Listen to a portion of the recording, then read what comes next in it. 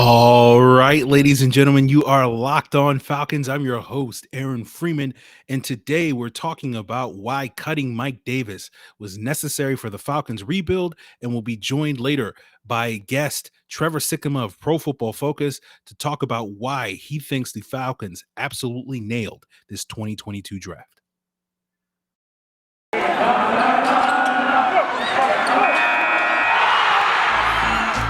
You are Locked On Falcons, your daily Atlanta Falcons podcast. Part of the Locked On Podcast Network, your team every day.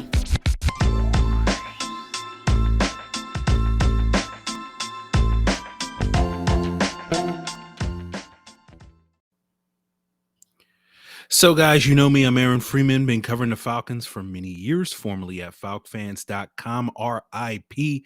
Still going strong on Twitter at FalcFans, and of course, the host of this preeminent Locked On Falcons podcast, your daily Atlanta Falcons podcast, right here on the Locked On Sports Atlanta podcast family.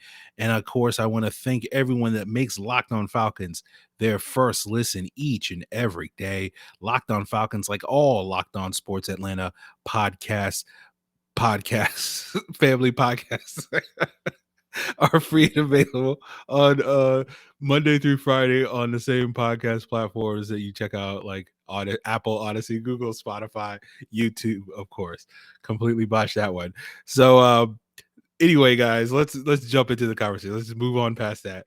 And today's episode will be later joined by Trevor Sikkema of Pro Football Focus, formerly of Locked On NFL Draft Podcast, to talk about why he actually loves what the Falcons did in this draft class. We'll get Trevor's thoughts on his favorite picks, the picks that maybe he's still scratching his head a little bit about, and what more on today's episode. But first, we got to get into Monday's news, where the Falcons made several roster moves. They cut several players. They extended fifth-year options. They signed 13 undrafted free agents.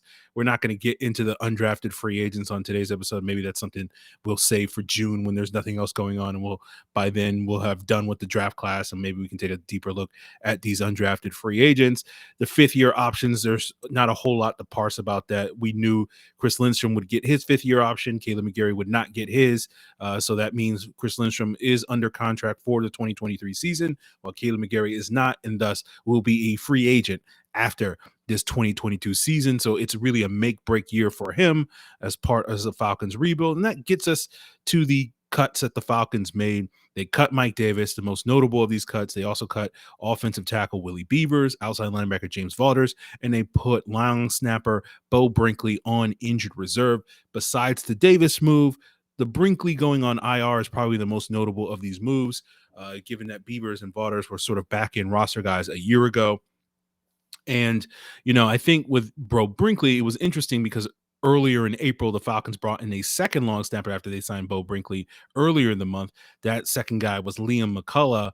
And my thought then was, oh, this has something to do with when Locked On Titans host Tyler Rowland was on the podcast talking about Bo Brinkley earlier in April and how his career and season in Tennessee back in like 2020 got derailed by COVID and he was never the same. And I figured, oh, this is the Falcons bringing an insurance policy in the event that Bo Brinkley still hasn't gotten it back.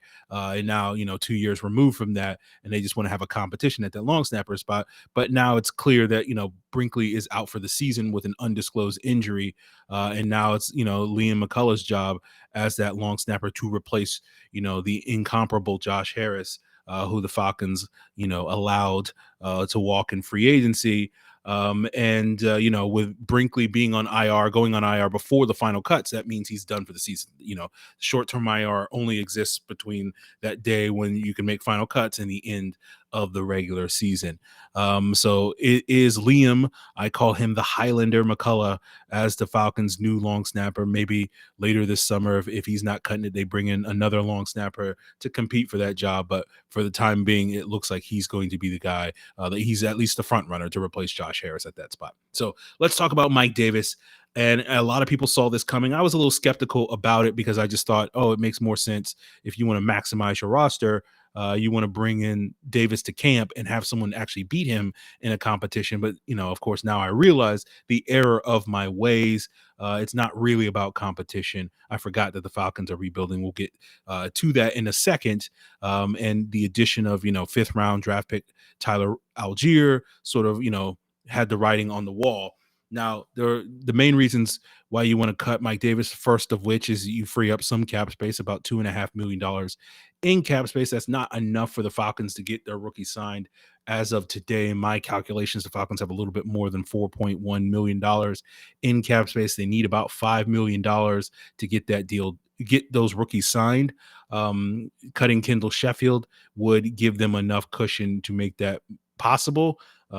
Probably won't be any other moves that they could really make, at least from a cut standpoint, that's going to really move the needle in that regard. So it's either down to that, or they adjust the contracts of Grady Jarrett or Deion Jones, and that doesn't necessarily mean they have to trade those guys. They could figure out a way to free up some cap space by restructuring them, and that'll be something that we'll just have to keep an eye on over the next couple of months. Before training camp, there's no rush to get those rookies signed. Today, we can wait till the mid-July for that to happen, but. The second reason to cut Mike Davis is to open up the competition for that RB2 spot behind Cordero Patterson.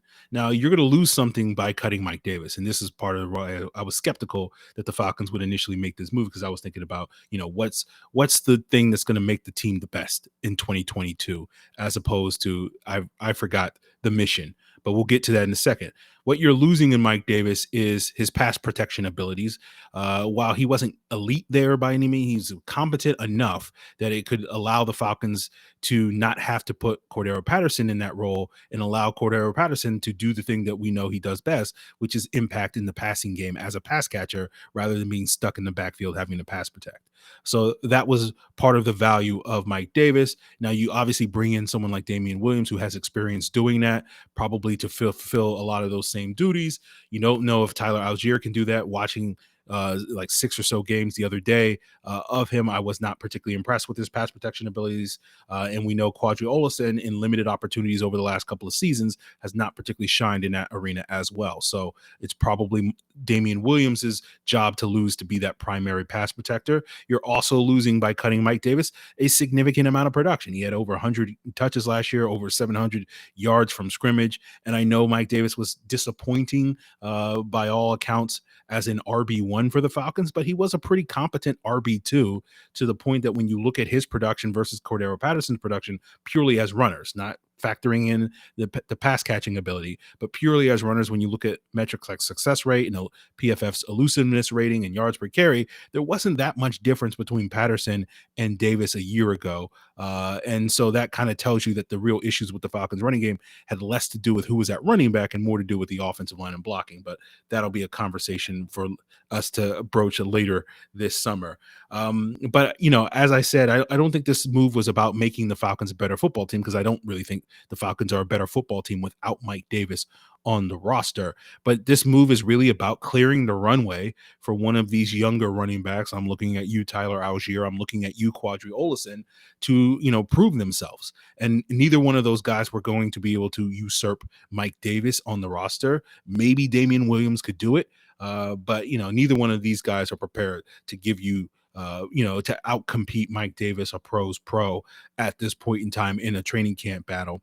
But now that you move on from Mike Davis, it gives those guys an opportunity. Williams probably will eat the bulk of those opportunities and those reps that Davis is now vacating, but it gives an opportunity for guys like Allgeier and Ollison to potentially also help fill that void as well.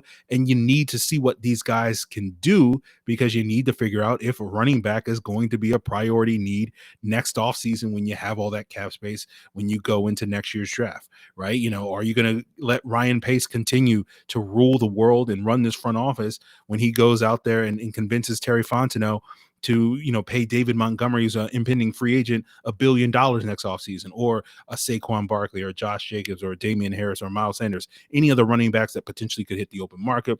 You have B. John Robinson from Texas, Zach Charbonnet from UCLA as some of these bigger backs that are potentially at the top of next year's draft class. And you want to know, similar, it's the same conversation we're having with Desmond Ridder and Marcus Mariota, guys. You got to figure out what you have.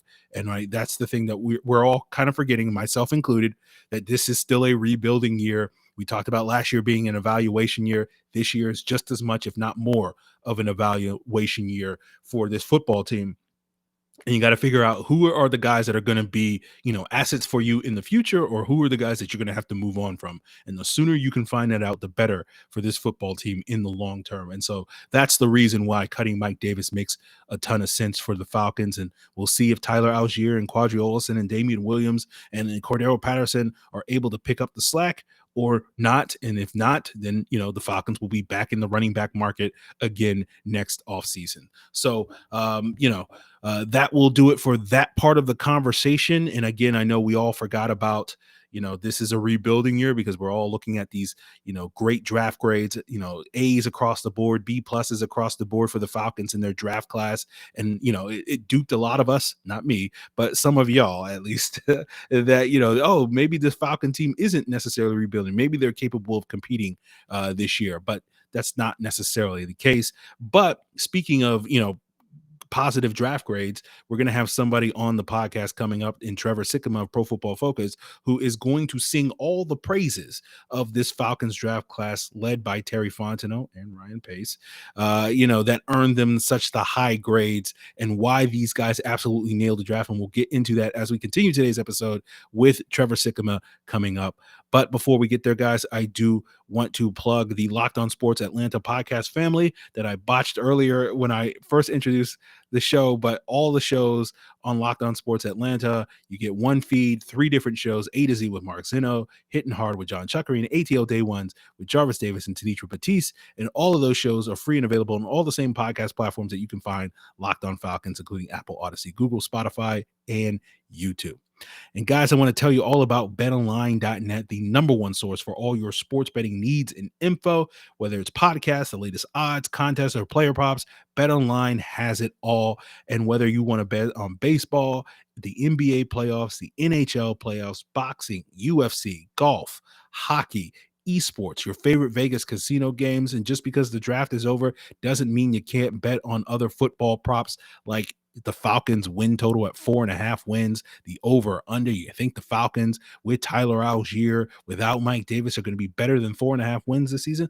Head on over to betonline.net to put your money where your mouth is. BetOnline is where the game starts.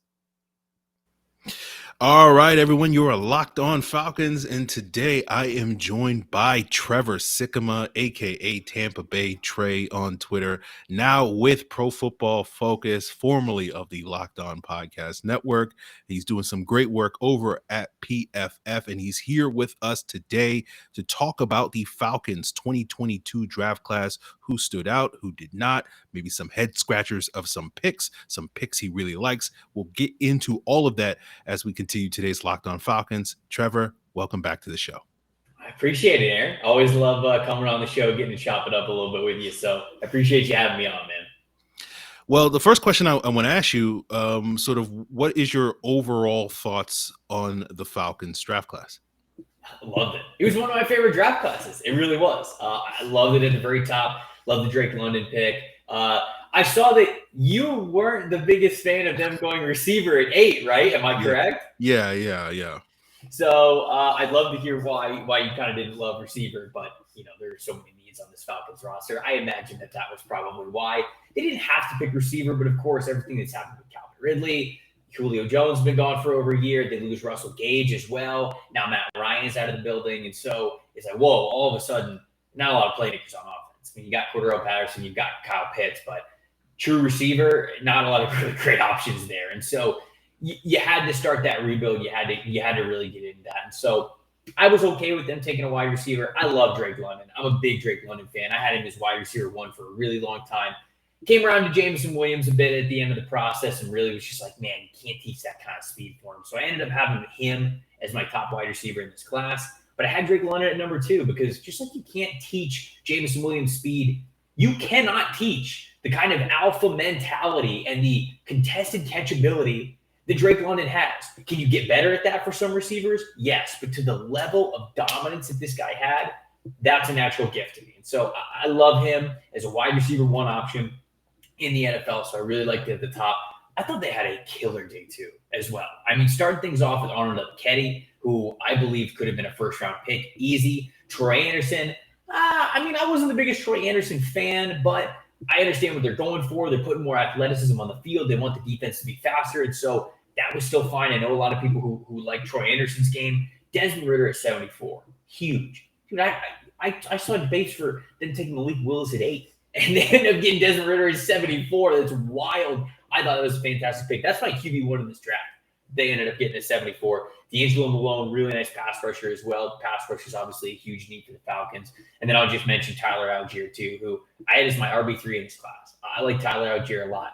Love the running back or the linebacker hybrid running back background that he has. So just really, when you get into all of those picks, boom, boom, boom, boom, boom, those were guys that were high on my big board that I really like the potential of, especially relative to where they were picked. And I thought Terry Fontenot nailed it. And he needed to. Like, let's be honest. After last year and kind of how the roster was turned over the last year and a half, I'll say, in Atlanta, he needed to nail this draft. And personally, I love all the players that he was able to get on the roster. So I was a big fan of what the Falcons did. Yeah, I get that. And you talk about me not loving that wide receiver pick. Basically, it just boils down to the Falcons always have great skill positions and they always get their butts kicked in the trenches. And I just wanted to see, a draft that tried to address that. But as is always the case when it comes to the draft, they take the players that you don't necessarily always love at the time, and then you wind up, making peace with it and falling in love with the player. So that's really where I'm at now with the Drake London pick. So I guess my next question for you is, you rattle off a bunch of picks that you really do like. Is there one that really stands out as your favorite pick for the Falcons in this draft class? Ooh, that's a good question. I think it's got to be either Ridder or Ebiketie. I think I'll just start with Ridder.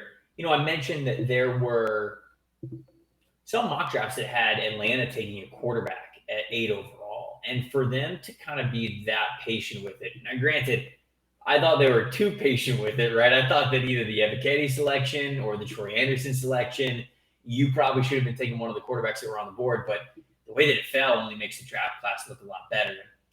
I think a lot of people looked at Atlanta as a potential landing spot for Malik Willis. One, because I think people can't get like the Mike Vick kind of comparisons out of their head, even though he's nowhere close to what Mike Vick was. Yeah, he's got great physical talent, Malik Willis does, but that comparison should not have been there from a talent perspective when those two dudes are coming into the league. But I think that people looked to that and said that might be a reason why they kind of looked that direction. But I think another reason was because Malik Willis certainly needs time. Right? I think his ceiling is high, but his floor is low, especially right off the bat right now. And with Marcus Mariota being there, 2-year contract, you can kind of afford to just ease Malik Willis in and then maybe get the best of that draft pick in a year or two. Ridder still makes sense. And I want to make sure everybody out there knows that. Just because this isn't as much of a project quarterback, that doesn't mean that Ridder doesn't make just as much sense, maybe even more sense for this roster. Again, I had him as QB1 for me, and that's because he already comes into the pros as a guy who I think can step in right away and play some good football. He's got really nice mechanics, whether it's his footwork and his lower body, all the way to his throwing motion, how he gets the ball out of his hands. I think he manages the pocket better than every quarterback in this class. He can go through progressions. He's operated quote-unquote real offense, if you will, already for a couple of years in Cincinnati. And he's got a big arm. He's got the big frame. He's got some mobility to him. I think that his ceiling isn't talked about enough, I would say. There are a little bit of accuracy concerns, and he certainly has to fix those somehow. But if he does, man, this could be a damn good quarterback. So I love the fact that they were able to get him there. And then, like I said, Ebiketie, this is a first-round talent for a lot of people. And I had him as a fringe, late first, early second round guy. Would have been totally fine with those teams in the mid to late 20s, taking Ebiketie. So him going in the top of the second round to a team that desperately needed some pass rushers, that's huge. I think capitalizing on that was massive for the Falcons. He's going to be a guy who I think is going to start away, and he should. He's an older prospect. It took him a while to really get on the field and get his groove. He was at Temple before he was at Penn State. But really over these last 2 years of college football, especially this last season, he's kind of put it all together. It's all kind of come to fruition in his game. And he's turned out to be a really great pass rusher. At least he was in this final year at Penn State. So this is another guy who I'm expecting to be able to come in, be able to play at the NFL level at a high level right away. So those 2 picks, I think getting those 2 guys on day 2 could end up being huge for this franchise. Well, I appreciate your input on that, Trevor, and we'll talk all about the pros and positives of this draft class. But maybe there's a few more question marks that you have about this draft class, and we'll get into that as we continue today's Locked On Falcons. So, guys, we got more to come with Trevor Sikkema of Pro Football Focus, talking about maybe some of the picks that he is less enthusiastic about from this Falcons draft class. And we'll get into that as we continue today's Locked On Falcons podcast, guys. But before we get there, I want to thank everyone that makes Locked On Falcons their first listen each and every day.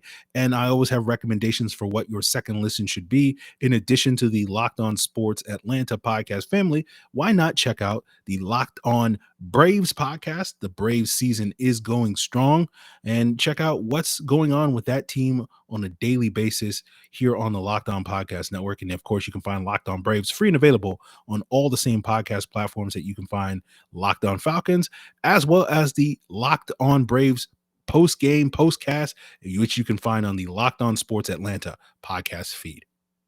So, guys, I also want to tell you about Rock Auto, the other proud sponsor of today's episode. We know with ever increasing numbers of makes and models, it's now impossible for your local chain auto parts store to stock all the parts that you need. Why wait while the person behind the counter orders parts on their computer when you already have a computer with access to rockauto.com in your pocket or at home? Save time and money when using Rock Auto instead of spending up to twice as much for the same parts from a chain store or car dealership. Rock Auto is a family business serving do-it-yourselfers for over 20 years with reliably low prices for every customer. They have everything you need from brake parts, tail lamps, motor oil, new carpet, anything you need. You can find it on their easy-to-use website. So head on over to rockauto.com right now and see all the parts available for your car or truck. And when you do, write Locked On in the How Did You Hear About Us box so that they know we sent you. Amazing selection, reliably low prices, all the parts your car will ever need. rockauto.com.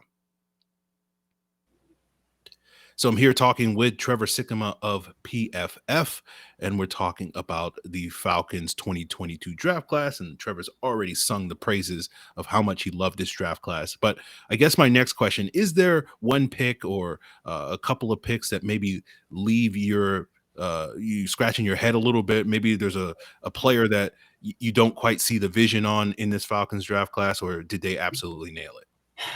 I really do. I think they nailed it. But I mean, if you want to nitpick, I wasn't the biggest fan of Troy Anderson. So, him going 58, I feel like they could have gone a couple of different directions. Certainly, they could have taken a chance on the Kobe Dean. The Kobe Dean wasn't even taken until 83 overall. I believe Chad Muma was still on the board too. I would have taken Chad Muma before Troy Anderson. So, those two guys, I think just the selection of which linebacker, and I get that Nakobe Dean was beat up. He's got the medical issues and everything like that. But this Falcons team, let's face it, isn't going to compete for a championship next year. I don't think they're going to compete for a championship over the next 2 years. So even if you told yourself, hey, we're going to give Nakobe Dean time to get fully healthy, right? Even if he takes a full redshirt year this next year, have the shoulder surgery, get the pec right, get the knee right, heal up the ankle, and be the starting center of our defense from 2023 and beyond. That's what I think the Philadelphia Eagles are going to do. And if I was a team that was picking around 58 when the Falcons were selecting Troy Anderson, that would have been on my mind because that was a first-round pick. He's one of the best defensive players in college football. So I think that Atlanta would have been in a situation where I would have rather seen a Nakobe Dean or a Chad Muma. I had those guys ranked significantly higher than I had Troy Anderson. So I get it. It's a fine pick. And again, they want to get his athleticism and his speed in the center of that defense. So it's fine. I get the mindset. I just would have gone with different selections. And outside of that, maybe offensive line somewhere, but it's hard for me to argue with the guys that they have now. I think that a lot of people could look at their draft haul and say, like you mentioned, this is a team that does not dominate in the trenches enough, right? So maybe within the first 5 rounds, there would have been a spot to where you would have liked for them to pull the trigger on an offensive lineman.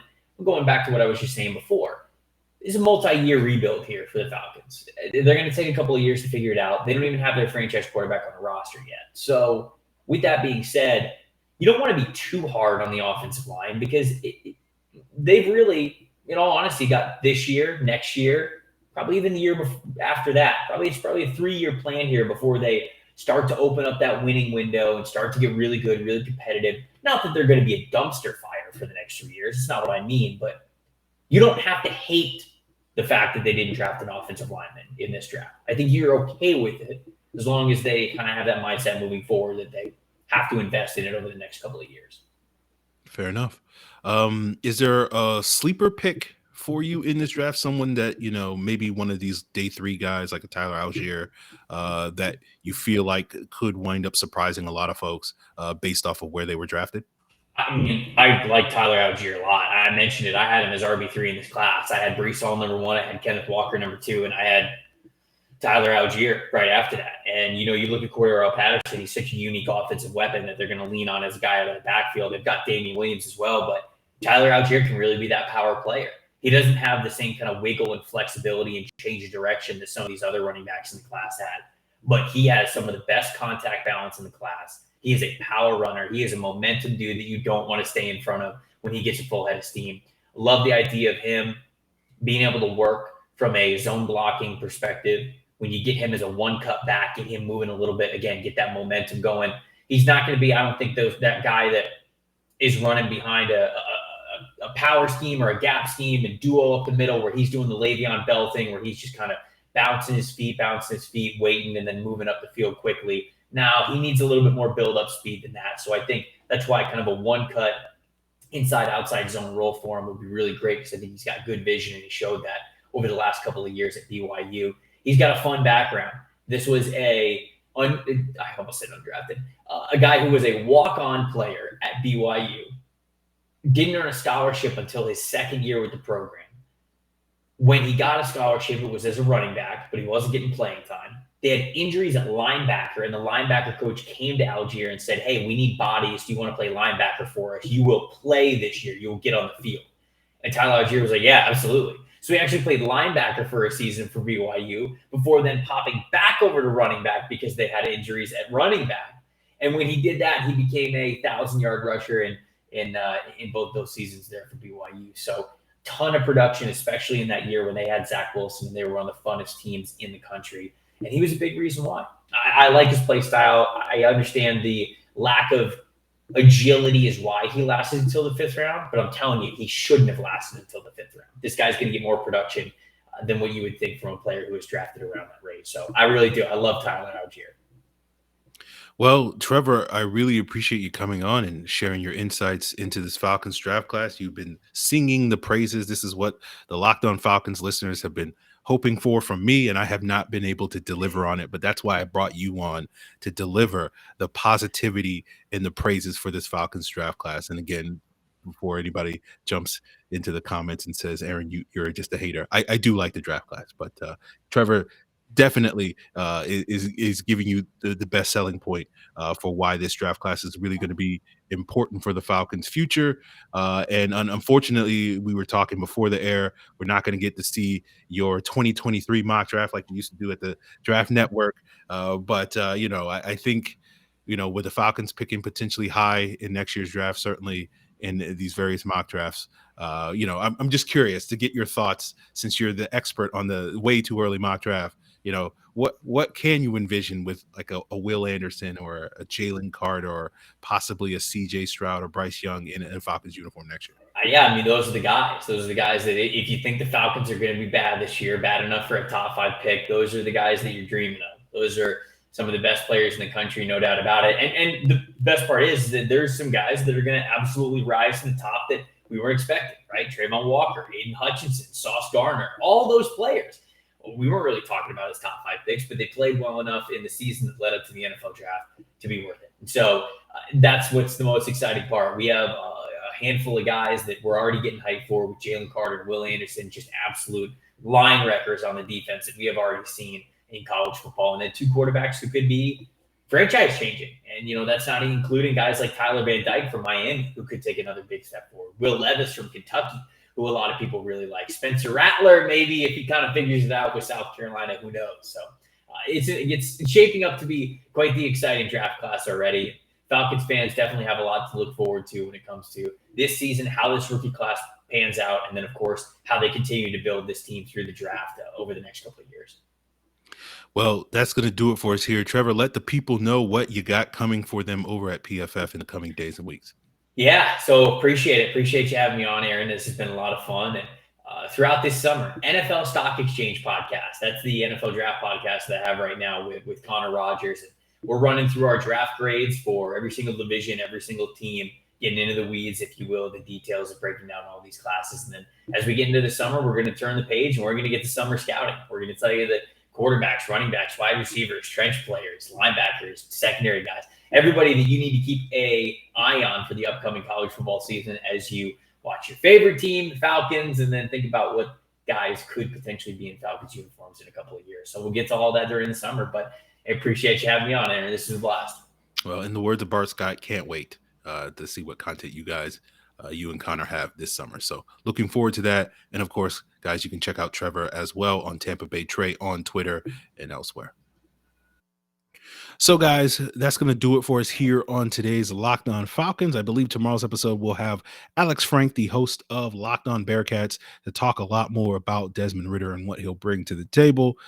We can get into that on tomorrow's episode. And then later in this week, we'll also have some other guests to come on, talk about their thoughts on the Falcons draft class. And then hopefully next week, we'll get into Locked On Drake London week. That's the plan for right now. And hopefully we'll cap that off with a scouting report on Drake London towards the end of the week after we talk him up throughout the week. So that's the plan for right now. I hope you guys, continue to tune in and make Locked On Falcons your first listen. I always have recommendations for your second listen, in addition to Locked On Bearcats, Locked On Braves, Locked On Bulldogs, Locked On Hawks, Locked On Sports Atlanta, Locked On NFL, and Locked On NFL Draft to get the latest analysis on all 31 teams. There have been big moves happening today. DeAndre Hopkins suspended. There's trades. Tyrann Mathieu headed to New Orleans. Check out Locked On Saints, Locked On Cardinals, all that and more, always on Locked On Podcast Network to get your insights on any of the stories going on around the NFL, the MLB, the NHL, the NBA, etc. So, guys, appreciate you for tuning in for another episode of Locked On Falcons. That will do it for us. Till then.